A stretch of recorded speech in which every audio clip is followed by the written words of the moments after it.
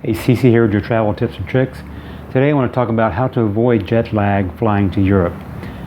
Now, if you're flying to Europe, I'm assuming if you're asking this question, you're probably either from maybe the US or even Australia, where you got the big time difference. Now, flying to Europe and beating jet lag there is pretty much like beating jet lag anywhere. It's just a little more extreme, so you need to think a little more and be a little more diligent in what you're doing. Now, one thing to remember, the general rule of thumb, if you're booking a flight, if you're heading to the west, you want to book later. If you're heading east, book earlier. If you're halfway in between, it's not going to matter too much. The main rule of thumb is that you want to arrive later so you can almost be at bedtime, so you can get in, try to get some rest, and then wake up refreshed the next morning.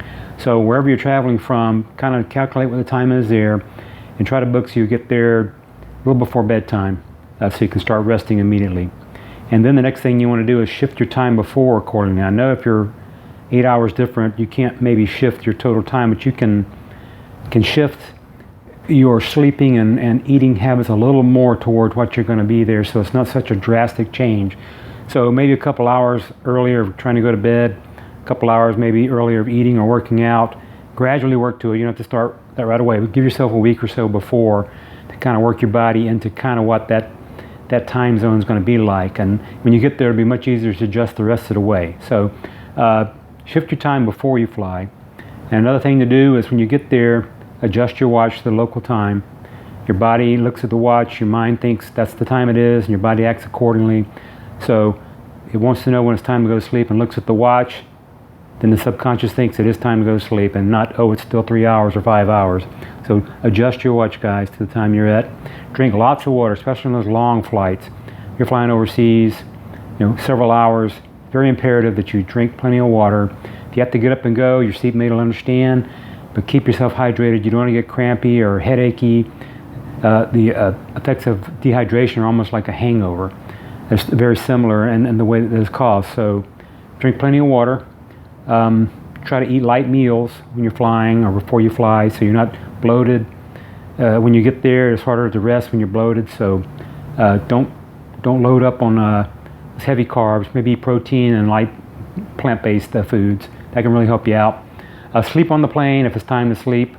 If you're in the air and it's time to sleep, you still need to get the sleep at the time you need it. So sometimes it's hard, I know, to sleep on a plane, but try to sleep if you can, if it's time to sleep.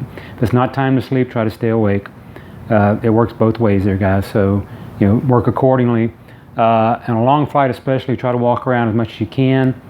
It's easier if you're in a larger plane, maybe if you're flying overseas, but try to get up. Don't stay stuck in the seat, cramped all the time. Even if you're in first class, guys, walk around.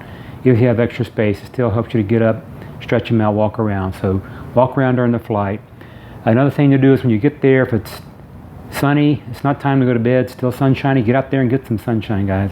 Sunshine can help your body clock to set itself to it's not time to rest yet, help you be invigorated, help you kind of stay up until it is time to go to sleep. So go out, get some sunshine. Don't get yourself and lock in the hotel and expect to just be able to stay awake.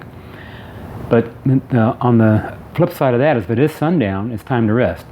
So get in your hotel, wherever you're at, and get some rest if it's sundown, because you want to get your body on that cycle. So rest at sundown.